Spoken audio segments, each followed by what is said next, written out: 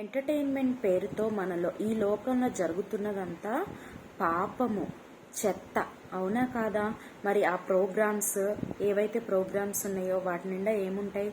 Double meaning dialogues లేదా compromised positions ఇలాంటివే కదా ఉంటాయి.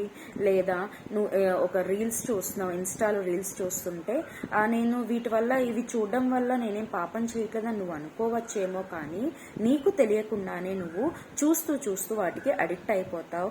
దానివల్ల నువ్వు దేవుని సన్నిధి నుంచి దూరం అవుతావు. నువ్వు ఎప్పుడైతే దేవునితో సమయం గడపట్లేదు, మెల్లగా నీలోనికి సాతాను ప్రవేశించి మరలా తన పనులు నీలోకి తీసుకువచ్చి నీ తలంపులు మార్చేస్తుంది, తర్వాత నీ చేతల్ని మార్చేస్తుంది, నీ చూపులు మార్చేస్తుంది, మొత్తానికి దేవుణ్ణి నీకు దూరం పెట్టేస్తుంది.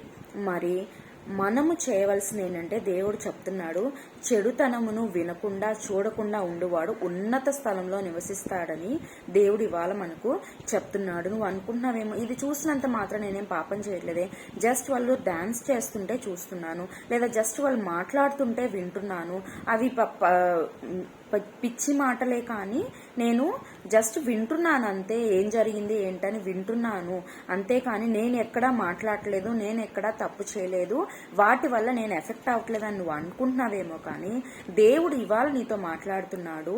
నువ్వు చెడు వినినా లేదా చెడు చూసినా మనము ఆశీర్వదింపబడలేము, కానీ చెడు వినకుండా చూడకుండా ఉంటే మనం ఉన్నత స్థలంలో ఆశీర్వదింపబడతామంట. మరి లోకంలో మనకు ఒక నామ్ ఉంటుంది కదా, చెడు వినకూడదు, చెడు చూడకూడదు, చెడు మాట్లాడకూడదు.